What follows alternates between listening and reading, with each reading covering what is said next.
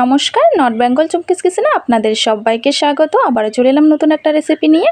তো এই গরমের দিনে আমি আপনাদের সঙ্গে শেয়ার করব টক ডালের রেসিপি। তো আম দিয়ে ডালের রেসিপি আমি আপনাদের সঙ্গে শেয়ার করব, তাই ভিডিওটা সম্পূর্ণ দেখার অনুরোধ রইল। প্রথমে আমি উনানটা জ্বালিয়ে নিয়েছিলাম। নেওয়ার পর আমি আগে থেকে কড়াইয়ে পর্যাপ্ত পরিমাণে জল দিয়ে ধুয়ে রাখা মসুর ডাল দিয়ে দিলাম।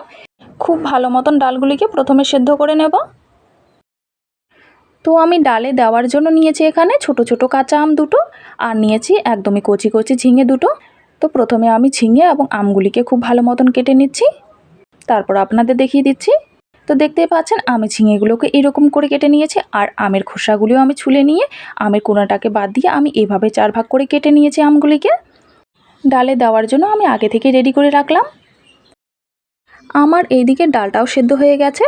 তো দেখতেই পাচ্ছেন আমি হাতের আঙুলে একটু চেক করে নিচ্ছি, ডালটা কিন্তু একদমই গলে গেছে। আমার কিন্তু ডাল একদমই সেদ্ধ হয়ে গেছে। তো ডালের গা থেকে অনেকগুলি নোংরা বেরিয়ে আসে, তো ফেনার মতো বেরিয়ে আসে। আমি এগুলোকে হালকা মতন তুলে নিচ্ছি একটা হাতার সাহায্যে। তো খুব ভালো মতন আমি ফেনাগুলো কাটিয়ে নিচ্ছি ডালের। তো খুব ভালো মতন ডালের নোংরাগুলোকে পরিষ্কার করে নিয়ে আমি এখন ডাল ঘাটা দিয়ে হালকা মতন ঘেটে নিচ্ছি। তো হালকা মতন ঘেটে নিলে ডালগুলো কিন্তু গলে যায়, আর কিন্তু অনেকটাই কিন্তু স্বাদ বাড়ে। তো খুব ভালো মতন আমি ডালগুলোকে ঘেটে নিয়েছি। দেখতেই পাচ্ছেন ডালগুলো কিন্তু একদমই গলে গেছে। তো এখন আমি কিছু উপকরণ দিয়ে দিচ্ছি এখানে স্বাদ মতো লবণ। এখন আমি দিয়ে দিচ্ছি স্বাদ মতো হলুদের গুঁড়া। তো হলুদের গুঁড়া এবং লবণটাকে দিয়ে ডালটাকে আমি হাফ মিনিটের মতো জাল করে নেব। তো এর বেশি আমি জাল করব না, হাফ মিনিটের মতো জাল করে নিয়েই আমি নামিয়ে নেব। তো আমার একদমই জাল করা হয়ে গেছে, এখন আমি নামিয়ে নিচ্ছি। তো আমি আবারও কড়াইটাকে পরিষ্কার করে নিয়ে দিয়ে দিলাম এখানে সর্ষের তেল। এখন দিয়ে দিচ্ছি আমি 2টো তেজপাতা, আর দিয়ে দিচ্ছি এখানে পাকা লঙ্কা চেরা, আপনারা চাইলে শুকনো লঙ্কাও ব্যবহার করতে পারেন। দিয়ে দিলাম হাফ চামচ 5 ফোড়ন, আর দিয়ে দিচ্ছি একটা পেঁয়াজ কুচি। তো হালকা মতন তেলানিটাকে আমি ভেজে নেব। তো হালকা মতন ভাজা হয়ে গেলে এখানে আমি দিয়ে দিচ্ছি এখন ঝিঙে। আমি যে ঝিঙে কেটে রেখেছিলাম সেই ঝিঙেগুলো দিয়ে দিলাম। এখন দিয়েছি স্বাদ মতো লবণ আর হলুদ। লবণ হলুদ দিয়ে আমি হালকা মতন ঝিঙেটাকে ভেজে নেব। তো বেশিক্ষণ ভাজার দরকার নেই, হালকা ভাজা হয়ে গেলে এখানে আমি দিয়ে দিচ্ছি সেদ্ধ করে রাখা ডাল। তো আগে থেকে যে সেদ্ধ করে রেখেছিলাম ডাল দিয়ে দিলাম। ডাল দিয়ে দেওয়ার পর আমি 5 থেকে 6 মিনিটের মতো খুব ভালো মতন জাল করে নেব ডালটাকে।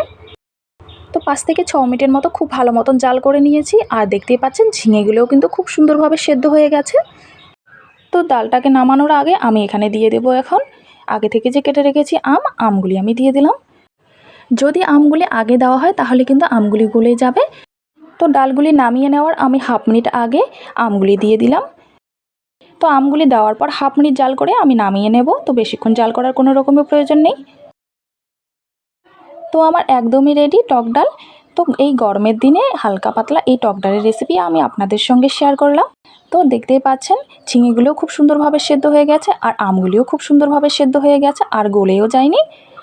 তো আজকে আমি এই সহজ রেসিপিটাই আমি আপনাদের সঙ্গে শেয়ার করলাম। আশা করি রেসিপিটা দেখে আপনাদের ভালো লেগে থাকবে। আর যদি ভালো লেগে থাকে অবশ্যই লাইক কমেন্ট শেয়ার করবেন, এবং আমার চ্যানেলে নতুন হয়ে থাকলে অবশ্যই চ্যানেলটা সাবস্ক্রাইব করে রাখবেন নিত্য নতুন রেসিপি দেখার জন্য। তো আসবো পরবর্তীতে অন্য কোনো রেসিপি নিয়ে। সুস্থ থাকবেন, ভালো থাকবেন, আর সম্পূর্ণ ভিডিওটা দেখার জন্য আপনাদের অসংখ্য অসংখ্য ধন্যবাদ।